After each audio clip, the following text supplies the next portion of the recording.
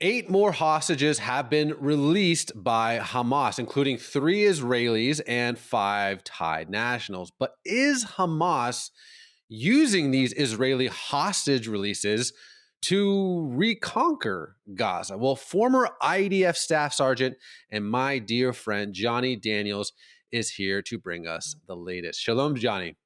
Shalom, brother. Thank you so much. And it's so nice to see you. I mean, we've known each other for a very long time. I was about to say before we both had hair, but I don't think that was a Right. thing. I'll tell you what, my friend, it is great to see you. And I've been to the Holy Land 30 times, but when it comes to people who truly know what's going on the ground, you are at the very top of that list. So can you just tell us what you know, my friend? Look, there's no question that what we're seeing at the moment in this hostage deal, on one hand, is a remarkable thing. We're seeing our people come home. When you look at the images like we saw today, you see an 80-year-old man, 80 years old, and you think, who could hold such people captive? And these other young, beautiful women and the Thai nationals as well, coming out of captivity. We understand that this is an important and an incredibly important thing that we're doing. On the other hand, we also are fully aware that this is a bad deal. This is not a good deal.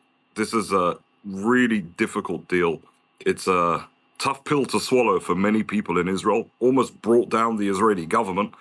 And it's a tricky time where, on one hand, obviously we want our people back and are willing to do quite literally almost anything for it. And on the other hand, we do know that down the road, we're going to be paying a very heavy price for it as well. And I think there's precedent to this, right? So in 2011, 1,026 Palestinian prisoners were released for one Israeli soldier, which is just incredible. Gilad Shalit. And the thing is among those over 1,000 prisoners was Yahya Sinwar, the mastermind of October 7th. So I think a lot of folks are asking themselves, is this deal worth it? Are we basically ensuring that Hamas lives to terrorize another day? Unfortunately, to a degree, we are. But again, the problem becomes of what then do you do with the fact that you have civilians being held hostage? And, I think there is a way of looking at this in a kind of negative way, in as much as, yes, this is a bad deal in terrorists. But there's also a very beautiful way of looking at this as well, which is when you look at how we as Jews value human life, as opposed to how our enemies value human life. And not just value human life, but value the soul.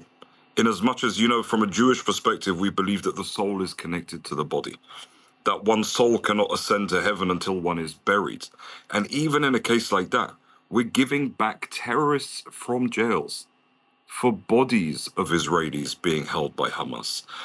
And if one takes away the pain and difficulty of this deal, one can truly see the absolute beauty of what we are doing as a people, and connecting to this thousands-year-old tradition that we have as Jews of really pushing forward with morality and decency, even through times like these. And there's a lot to be proud of as well. That was very beautifully said, my friend. So let's look forward. Do you think phase two, phase three will happen? I know no one knows the future, but where do you see this thing going? It's going to be very, very tricky. You see, phase two and phase three is going to include things like Hamas having to demilitarize, which means that Hamas are going to have to take all their weapons and throw them out. We know that that's not really going to happen. So how do we get through this? There's a tremendous amount of pressure on Israel to make this deal, and a huge amount of pressure from President Trump and from Witkoff, the special envoy dealing with this. And, I actually spoke to some big real estate guys in New York, because I had a little bit of concern about how this was being dealt with. You can't forget that Trump is a New York real estate guy at the end of the day, and so is Witkoff. They have a pretty brash way about them, to say it nicely. And I spoke to some guys in their industry, and they said to me, Jonny, look at this. You've got to look at it like it's a deal, right? And at the end of the day, yes, you're paying a high price for the deal, but what you're getting is even better value, right? They're like, how many terrorists have you killed? How many terrorists are you giving back? You got a chance to go in after if you need to. So I think that this deal is really going to be pushed hard from the US administration. And Israel's going to have to make the decision based on what's best for us as to whether the price will become too much at any point. Hmm. Now, there's a lot more on the table as well. There's a potential peace treaty with Saudi Arabia. There's Iran, which is the head of the snake. Now, Netanyahu's coming just next week to Washington, D.C., the first world leader to be invited and to come and meet with President Trump. And obviously, these are the things that are going to be discussed. What can Israel get from this? If Israel's willing to push this issue to the side for a little bit, then we're going to come back with something else, right? So do we push Gaza to the side? And there isn't any question. Look, we're not really going to knock out Hamas's ideology. It doesn't work. You can't kill an ideology, right? We're never going to completely eradicate Hamas. What we can do is push them and sort of get them to a position in which they're not as strong as they once were. And that's happened. It really has. Hamas is tremendously weakened today, right? All of these images you see on the TV where they're showing these tough guys marching these young women around like savages. If you zoom that camera out a little bit, you're going to see a couple of hundred of those tough guys in their ugly masks, and the whole way around them's empty. There's not as many as they're trying to make it seem.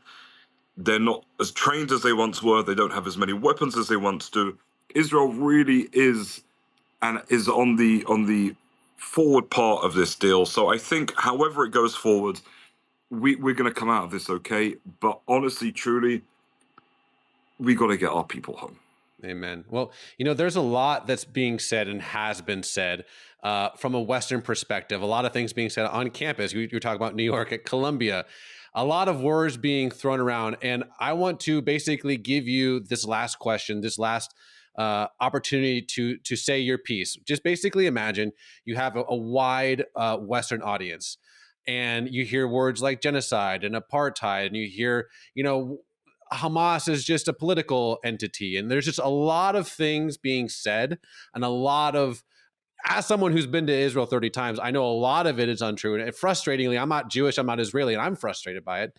And on the other side too. But so the question is, Jonny, what would you like to clear up for a Western audience? What would you hope people know about some of the basic facts of the situation on the ground right now? Look, I think the most important thing for a Western audience to truly understand is that this isn't a Disney movie. This doesn't end with a kumbaya and a sit down and a sing song and everything will be okay. We live in a terrible neighborhood, and we are fighting an enemy that is relentless. We are fighting the same people in Israel that you guys fought after 9/11. It's exactly the same enemy. And the enemy is an extremist religion that doesn't view itself compatible with the rest of the world. And if we don't stand up against that, then all of this falls apart. And the honest truth is that, again, we have to be strong in this scenario. Now, there isn't truly anything that we can do. It doesn't work as much as just sit down and talk. A Westerner will tell you, well, why don't you just talk to them? Okay, well, we've tried that. Well, why not give them a piece of land? Okay, we tried that and look what we got. And the problem is again, this is so detached from this Western mentality of wanting to give a benefit of a doubt, of thinking the best of humanity and about best of people. And all of us wish that there was this. Raj, you know my family. I have two beautiful daughters. There's nothing more in the whole world than I'd want for them to live in absolute peace and tranquility in Israel. I don't want my girls to have to go to the army. I don't want to have to serve in reserve duty. There's nothing more that we want than to live with peace. But to live in peace, you need a partner who's willing to live beside you. And until that happens, and until there is willing, the only way we guarantee our security is by being the tougher side and by being the stronger side. And it doesn't photograph well, it doesn't sound nice, but it's the truth. And Israel has to be strong. And people respect you when you're strong. Look at what's happening just in the United States over the last, week now? You had a president who was viewed as weak. The world viewed America as weak and walked all over you. You have a president who's viewed as strong and unpredictable. Everybody's petrified of you. And people are getting an order and people are stepping back. We've seen the footage over the last few days. Things, the Kenyans, you probably saw this online as well when they spoke about foreign aid, saying, look, why should we get handouts? And when people are strong, people will respect you more. So Israel has to be strong. We have to stand tall and proud. And you just want people to understand that. It's a difficult pill to swallow. Again, it doesn't sound nice. It's not easy, but this is the truth. Wow. There's Wow. peace through strength. Yeah. Wow. Well, thank you very, very much. That was very insightful, my friend. Jonny, as always, toda rabah, and God bless you. God bless you, brother. Thank you.